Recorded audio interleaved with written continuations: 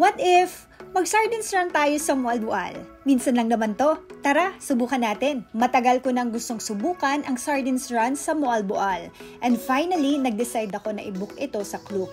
Kumuha ko ng private transfer dahil ayokong ma-stress at problemahin ang itinerary ko at hanggang 3 tao naman ang pwedeng kasama sa private tour na ito. Kaya kung ayaw ninyo ng ibang kasama, this is the option. Pero kung nagbabudget naman kayo, pwede nyong subukan ang DIY. 5 AM, sinundo na kami ang tour guide/driver namin mula sa Cebu City papuntang Mualbual. Ang Mualbual ay 90 kilometers sa southwest ng Cebu City. 7 AM na nang kami ay dumating dito at kumain na rin muna kami para may energy kami sa aming sardines experience. I'm with Kim right now, ang aking college na friend, best buddy in college, gano'n. Yeah. So, dito ba kami sa Cebu nakita? Mualbual! Mualbual! Kasi magkakaroon kami ng Little Mermaid moments later on. So, sana hindi kami atakin ng anxiety or hindi kami mag-panic dun sa ilalim.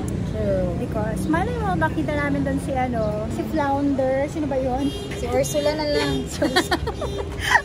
Pray for us.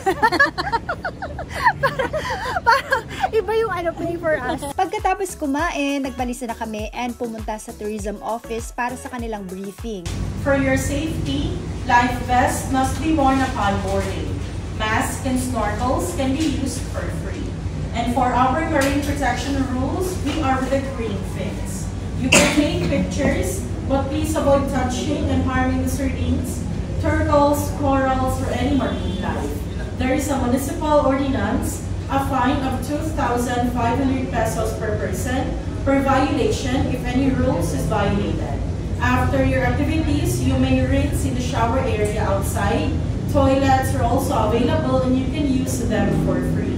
After here, please proceed directly to the wharf area. Nag-ready na rin kami at pumunta sa aming boat after the briefing. Pwede ka palang magrenta ng GoPro for 850 pesos para sa underwater videos and 150 pesos para sa snorkeling gears.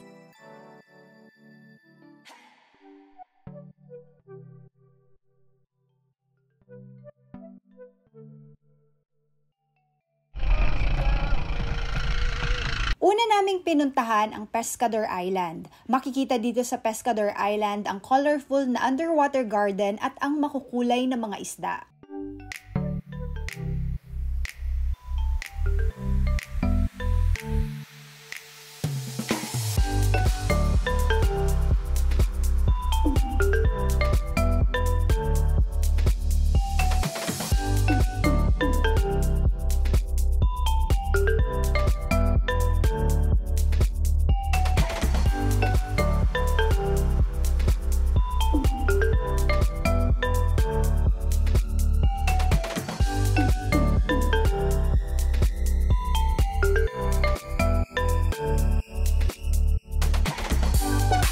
Nag-snorkeling lang kami dito and after 30 minutes ay pumunta na kami sa aming next destination, ang Panagsama Beach. Scuba diving ang prime attraction sa Mualbual at ang Panagsama Beach ay ang dedicated beach para sa diving community. Mula sa boat, makikita mo na ang kumpol ng sardines and at first sight, excitement overload na kaagad ako. Ang problema, hindi kami marunong mag-dive, tapang at confidence lang ang bitbit namin na kaya namin makakuha ng magagandang photos and videos underwater. Pero according naman sa tour guide, kahit hindi ka marunong mag-dive ay okay lang dahil sila naman ang magpupush sa'yo para lumubog sa tubig.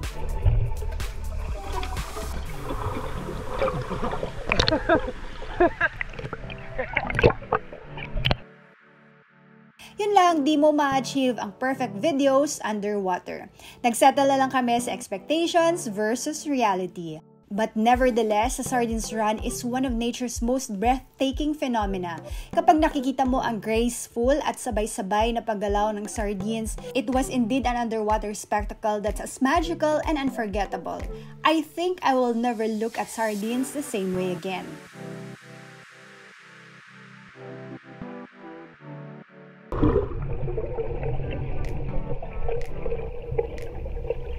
Matapos ang sardines experience, inabangan naman namin ang turtles sa Tongo Point.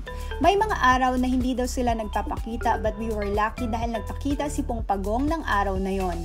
Struggle is real pa rin sa pagdive but seeing the sea turtles underwater is also one of my unforgettable experiences. And ang pakiusap lang ng mga taga Cebu, if ever that you will try this also, don't touch turtles at maging ang coral reefs para hindi masira ang kanilang natural habitat.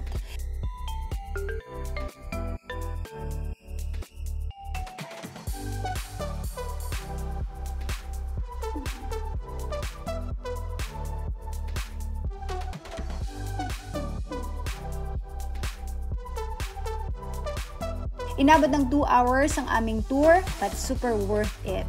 Umuwi akong pagod pero masaya ang puso and umaasa na we will be able to preserve our nature and sana our future generations can still enjoy and experience how beautiful our country is.